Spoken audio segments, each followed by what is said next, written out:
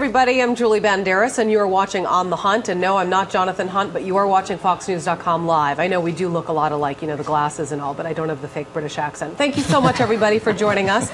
We got a packed hour for you. We got a lot of things to talk about. First of all, the campaign heating up already, pretty early, actually. Some experts are actually saying that it feels more like Labor Day than Memorial Day, considering some of the jabs that the President Obama is sending Mitt Romney's way by mentioning his name now as he heads out on to the campaign trail. Obviously, Mitt Romney being the most likely contender for the Republican presidential candidate position. I want to first of all welcome our panel to discuss this and many other topics that we have on tap. John Hlinko, the president and CEO of Hlinko Consulting, and also you are on Twitter, and it's G.H. Hlinko. Very close. J.H.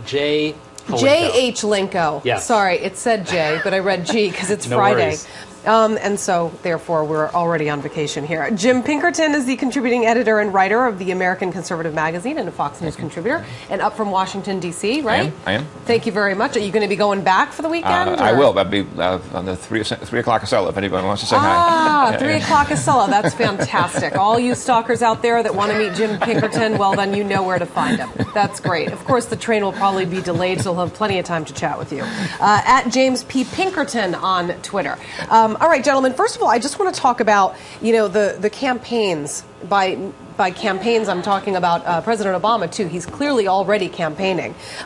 Mitt Romney has been campaigning much longer, obviously, as he's been trying to become the front runner and successfully has done so. But he is now starting to begin a new campaign, and that is to appeal to black voters. And that is going to be probably the toughest challenge he will face, considering the percentage of number of black voters that President Obama won when he was campaigning against John McCain. I mean, he pretty much got them all. Yeah.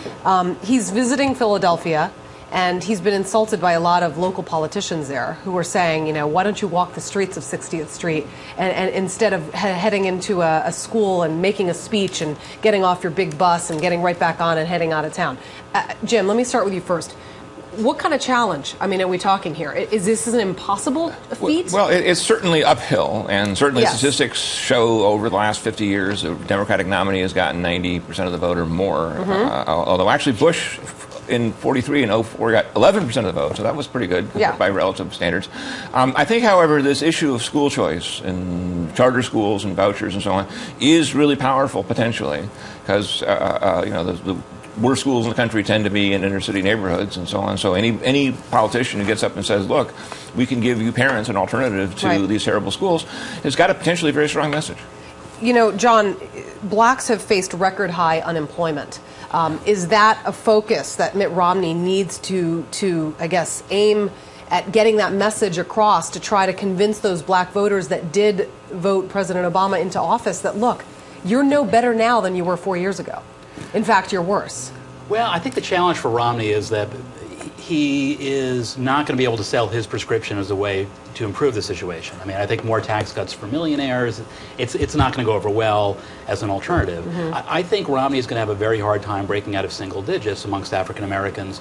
But the reality is it is good for him to do this because it's a sign to independence that he's trying to reach out. So I think politically it makes sense, but I don't think that the audience that he's targeting directly, I really don't think he's going to break single digits. He was greeted with anger, really. A lot of residents said they were almost insulted to see him entering a poor black neighborhood, considering he wouldn't be able to relate with any of them. But did John Kerry?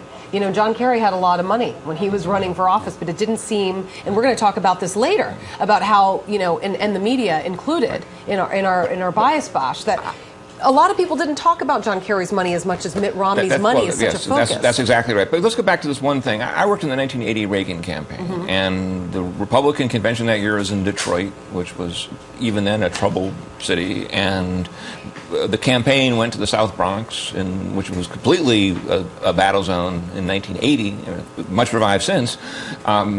And it did, and I can remember Reagan getting yelled at by local community, you know, Al Sharpton types and so on, you know, 30 plus years ago. And for reasons that John alluded to, Reagan ended up carrying 41 states. So maybe it was 44 states. Anyway, he won by a huge landslide in 1980. And so everything that Reagan did that worked is probably worth at least Romney considering doing the same thing. Yeah, and you mentioned George W. Bush's 2004 campaign, for example. I mean, he received 16% of the black vote in Ohio and snagged 11% nationwide, which is a pretty large number. But then again, he wasn't running against an African American. In 2008, Obama, his turnout got 96% of the vote. That just sort of kind of tells you this sort of challenge that Mitt Romney is up against. But he's going to need a repeat performance in these battleground states, two traditionally Republican states in particular that I want to talk about, North Carolina and Virginia. That's going to be key this time around. What do you think is going to happen there? I think it's going to be tough in North Carolina. I think Virginia he'll take. Yeah. But both are going to be incredibly close. And you're right that there needs to be a real big turnout of African Americans. And, you know, the last time around, it was historic. I mean, this was the first African American president. It was an unbelievably big deal. The question is, will that community turn out as much this time around? I suspect it'll be close in terms of turnout, but the election is going to be unbelievably close. I think North Carolina, I think the president will fall slightly short. I could be wrong. I think Virginia he'll probably take. Some are saying that there's no chance that Mitt Romney will do any better than John McCain. Would you agree with that? I think he already is. I mean, I think he's, you know, he's even or close to even with an point or so of. He's receiving about 5% of the African American. Well, no, we're talking about the black vote. Right now. I don't think, according to the latest Post, Washington Post ABC. In the optimum scenario, Romney's going to lose the African American vote. Right. 10-1. Right. It's just a matter of by how big of a margin. The issue is how Romney does among white working class, Hispanics, I mean, a lot of other groups. And if Romney makes one event in Philadelphia and makes an argument about school choice, which, by the way, will also play well with evangelical Christians and Mormons and other groups that have a beef with the public schools as they are now, which is a good chunk of the country, then he's got a strong message on his hands. He's got to appeal to the white upper class as well. He also has to appeal to the white middle class and convince them that he's no Rick Santorum. I mean, that some people have said that he needs to separate himself from the likes of a Rick Santorum. And he is pivoting to the center. I mean, you could definitely see it. And this is not unique. I mean, this is what candidates do. Right. But he went on record during the primary season on some pretty extreme things, and basically coming out against science, against reality, to be honest, and embracing a lot of what the social conservatives, the far right-wing social conservatives, had embraced. The question is, can he really divorce himself from that now? I think it's going to be tough. I think you're going to see the Obama campaign hitting back hard and bringing up a lot of these things and a lot of the criticism he received from fellow Republicans. So it's not going to be easy for Romney, but he is definitely pivoting to the center, which makes sense. All right. Stand by. I'm going to get back to you guys on some other topics as well. But all right, I want to revisit a topic that we were just speaking of briefly in your bias bash. Maybe we can talk more about how the media is treating all of the candidates, not only the two candidates right now that we're mostly talking about, obviously with the president and Romney, but past candidates as well, and then sort of compare them. Right. I mean, we can compare in the bias bash spirit the way they covered John Kerry in 2004, and Mitt Romney in 2012, and the Media Research Center has figured it out and calculated that the mainstream media have done 13 times more coverage of Mitt Romney's wealth than John Kerry's. And, as Brian Williams, who's probably himself not poor, said, Mitt Romney's wealth is, quote, unimaginable. Well, John Kerry has about 10 times as much money as Romney does, and it wasn't unimaginable 8 years ago. And I think that's pretty biased. I mean, I think there's nothing wrong with having wealth. I mean, FDR had wealth, JFK had wealth. No president has been poor. Let's be honest here. I mean, every president. I don't think it's possible for them not to get into the White House without having money. These days, at least, yeah. I think in the past, I think Grant became poor and after. I'm talking in current. Yeah, in current terms. Yeah. I mean, I think that the issue with Romney is that he's made his business career and his alleged job creation the heart of his campaign. So I think it's only fair to examine, well, how did he get this wealth, and what was his performance like? And he has brought it up himself. I think if you look at the past presidents, or the past candidates at least, I mean, surely there could be some bias. I wouldn't deny that. But because Romney has made his business performance the heart of his campaign, I think it's only fair that we examine that. I don't disagree with that. I think it's perfectly fair to look at everything Bain Capital has done. However, the point is that what the media seem to be jumping on, in contrast to Kerry, is how he made, how much money he has as an aggregate, how many houses he has, blah, blah, blah. And they weren't, I mean, look, who knows what Heinz Ketchup did in the past, or frankly what the Kerry family did over the last 100 years to make their money. I mean, of we don't know because nobody was interested. All we read about now is how much money Romney has, and in contrast to Kerry. And I think that just shows again. It was a given that Kerry was rich and they didn't care about it. It's a given that Romney is rich and they do care about it. And the method is a second issue on top of that. But how much of that relates as well to his tax returns and the fact that he didn't release them? I mean, that seemed to have provoked a lot of coverage, which is understandable. Yeah, no, which is understandable. Of course, Kerry released some of his tax returns and showed about the same percentage of income tax he paid, and nobody cared about that either. Well, but I mean, the fact that that Romney won't release more than a couple of years. I don't think Kerry never released his wife's tax returns. That's where the money is, and he's clearly living off of, to put it crudely, living off of her, and so you would think her money would be an issue, and she said, "Of course I'm not. Teresa, I'm not going to release my tax returns." And the media said, okay, fine, whatever you say, Mrs. Kerry. Yeah, John, from January to April 2004, ABC and CBS evening news shows only mentioned Kerry's wealth once. NBC didn't mention Kerry's finances or his wife's wealth at all, which, I mean, we always talk about the wealth. Mostly, though, it does seem that we only really focus on the wealth of the Republicans for some reason. Well, is that only because of their position on taxes? I think part of it has to do, I mean, there could be disparity. I won't argue that. Could be?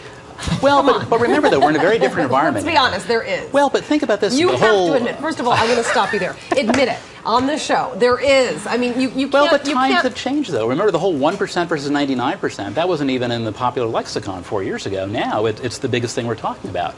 So the fact that he is so... Don't you think it's hypocritical, though, for us to talk so much about one candidate's wealth and not the other just because one's a Republican and the other's a Democrat? Well, there was plenty of discussion about... And John Kerry's family had a ton of money, and his wife had a lot of money. Well, there was plenty of discussion about Kerry. I mean, when he put his house up for mortgage in his campaign, that was discussed, and the millions from that.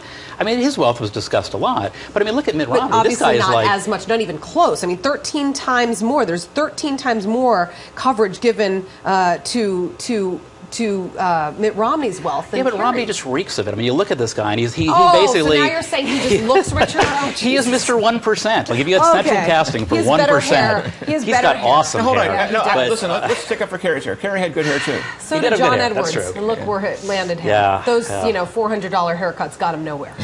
And now I think he goes to Supercuts. Apparently, and I yes. believe spends $18 on a haircut.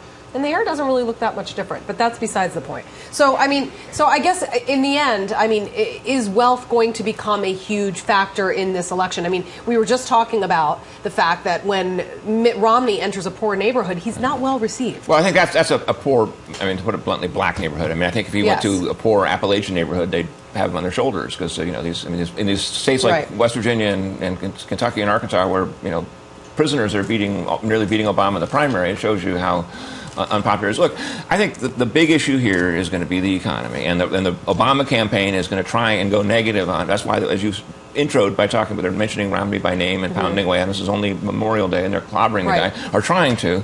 I think it shows that the Obama campaign realizes its weakness on economic performance, and therefore is trying to shift the argument to Romney, the rapacious capitalist. That's a great point. I mean, is Obama's campaign seeming desperate in that their economic record isn't that great? Oh, the economic record numbers is great. Are but again, remember though, the final month of the Bush administration, we lost 741,000 jobs. If that trend had continued, we'd be at 27% unemployment. Now, it's very hard to make the argument that we could have been in a catastrophic situation, a Great Depression. It's a nuanced argument to make, but it happens to be the truth. I mean, we were falling off a cliff. So is 8.1% unemployment, is that too high? Yeah, it's too high.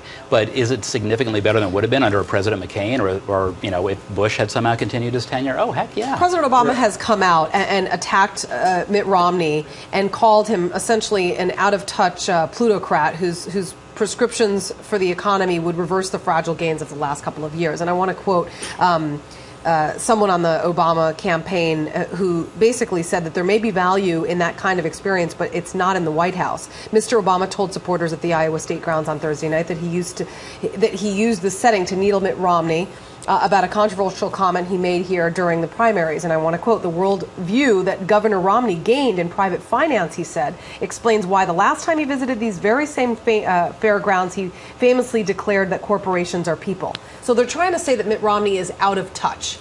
How is he going to convince the poor neighborhoods that he is now starting to visit that he's not out of touch? I'll give you one example, and that is the Keystone Pipeline. The Keystone Pipeline is 20,000 jobs right away, and it's a larger signal that we want to develop energy in North America and so on. And there's a lot of other shale oil places all over America that the Obama EPA is busy trying to crush, including coal as well.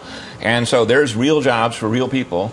I read somewhere that the starting salary for an oil field worker in Texas, including wherever they go into Wyoming and Alaska and wherever else in North Dakota, is $60,000. That's pretty good for somebody coming out of high school to walk into a $60,000 a year job. And President Obama and his EPA seem to be against the growth of those jobs. And if Romney's for it, which he is, I think he's got a pretty good argument in a lot of places. Well, I mean, the thing about Keystone is, I know this is brought up again and again and again, but there is a reason. I mean, if we care about the environment, if we actually care about the potential for what that could do to it, look, everyone wants more jobs, and we could pay people to go out and litter as well, and that would create jobs, but it would be terrible for the environment. And I think a judgment was made that was true of Keystone as well. I think Romney's problem is his prescription for the economy it's the same old song. It's more tax cuts for those who are wealthier, and it actually increases the deficit. Unless you buy this magical, spur the economy.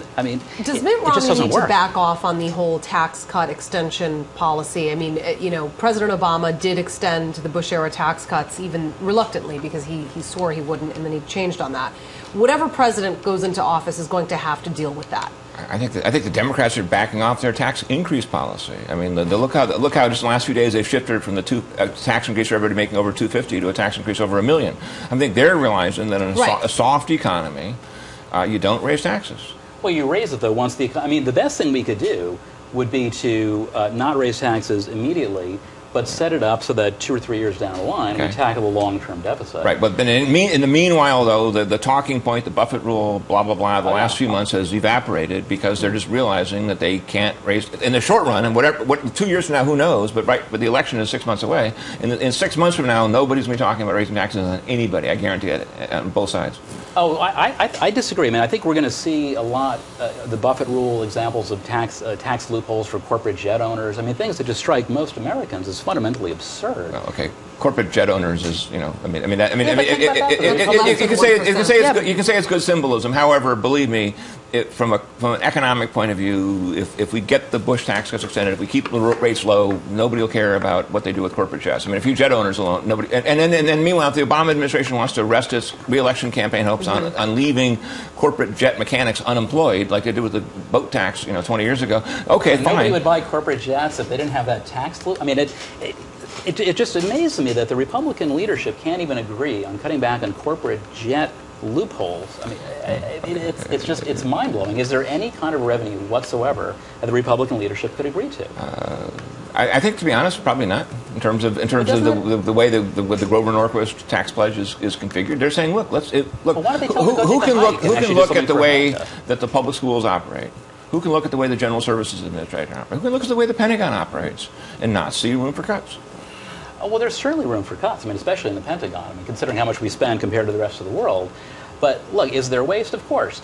But the fact that the Republicans running for president couldn't even agree on a 10-to-1 ratio of cuts to tax increases just tells me that they've gone off the deep end. Ronald Reagan couldn't be a Republican today. I think the history of all those tax deals is they're never kept. I was around for two of them. I was around for the Reagan tax deal of '82 and the Bush tax deal of '90, and in both cases, the deals were never adhered to. So, I'd much prefer to take a 10-to-1 deal and make it 9-0 as opposed to 10-1. That might happen. It probably wouldn't, frankly, but it might. I mean, you notice even all these deals are phony. But you've seen the Greece austerity package. Just to shift gears here slightly, we now read in the Financial Times the other day that the banks have slipped to Greece another 100 billion euros, which is like 130 billion dollars, without even telling anybody. Austerity was a disaster. Okay, the thing is, it just means that none of these deals are kept, and so therefore, all you can do is starve the beast and keep them getting more money. I have a couple comments on our live chat that I want to throw out here. Charles Reese writes, the Democrats hold a wide margin of a double standard when it comes to talking about wealth, especially among Republicans. It's also as if they are jealous that anyone else is wealthy and they are the only ones that can be rich. Before you comment, Mike Carter, as I recall, John Kerry attempted to avoid the Massachusetts tax on his multi-million-dollar boat from New Zealand. Media, silence. By the way, doesn't Massachusetts have a boat industry? I guess not, huh, Senator Kerry? Well, look, I would love to be rich. Am I jealous of people who have tons of money? Oh, of course. I would love, the more money, the better. I would love to have it. But, you know, when you get to someone like Mitt Romney, and he's got Swiss bank accounts, and he's got, I mean, things that the average American just can't relate to, of course his wealth is going to come up. It's a big part of who he is. Well, John Kerry's the same thing. I mean, his wealth should have come up more, too. Well, I think it came up a lot. I mean, people... Certainly not nearly as much. I mean, well, the ex-ABC head Weston actually denied any kind of liberal bias, and it actually rationalizes the greater media focus on Romney's wealth. No, it's funny, the way the Weston interview read, if you saw the segment on Bill O'Reilly, David Weston, the former president of ABC News, who hired George Stephanopoulos and other people, saying things like, when O'Reilly would ask about liberal bias, he said, we, quote, we fought against it every day. And they also said, quote, we made progress, unquote, which just tells you where they're beginning from at ABC and, you know, how much, you know, they had. And look, Diane Sawyer, I watch World News every night. The remotest uptick in the economy is the lead story. I mean, they're so in the tank, you know, for Obama, it's not even funny. And again, the reader who wrote in about the yacht tax, you know, for Kerry, is a great example. All these little tax loopholes, we're going to close corporate jets and so on like that. It's going to leave somebody out of a job. The Kerry shifting his yacht from Massachusetts to Rhode Island, if I remember it right, cost somebody in Massachusetts their job. Well, at least he didn't send it to Switzerland, although I guess it would have been tough with the landlocked country. John, we got VSL Senior that wrote, I have tried all my life to be rich. Almost there, but everybody else does too. It's stupid to attack the rich for being rich. So, I mean, he But no one's attacking the rich for being rich. We're going after his policies. Well, we're attacking those that are being unfair and biased by only focusing on one candidate that happens to be a Republican. But look at his policies, though. His policies are so obviously skewed to help the rich. Bias. I mean, flat out. There's no other way to But look at what Romney's talking about here. He's talking about raising the tax burden for the working class and lowering it for the upper class. I mean, if that doesn't, he's so clearly in the tank of the wealthy. How's he raising taxes on the working class? What's that? How's Romney raising taxes? Well, look at his economic plan. How's he raising taxes? She's shifting taxes. What's he shifting? What tax on ordinary people is he raising? Well, he's shifting the tax burden to the lower class. I mean, someone's got to pay, or unless we want to have a yawning deficit. I think by not taxing the rich, I think a yawning deficit is better than raising taxes on the middle American. But a yawning deficit long term is something that's not sustainable. You're right. But that's why under Clinton we actually balanced the budget, and under George W. Bush we doubled the debt. I mean, isn't it really, really obvious that Democrats are significantly better at handling the deficit than Republicans at this point? Short answer, no. And I'm going to leave it there. I have to wrap this up. John Hlinko, thank you very much, President and CEO of Hlinko Consulting. It's J.H. Hlinko, J-H-L-I-N-K-O on Twitter. Jim Pinkerton, contributing editor and writer of the American Conservative Magazine and a Fox News contributor. James P. Pinkerton on Twitter. I'm all about Twitter, so I got to get your handles out there. We will be right back.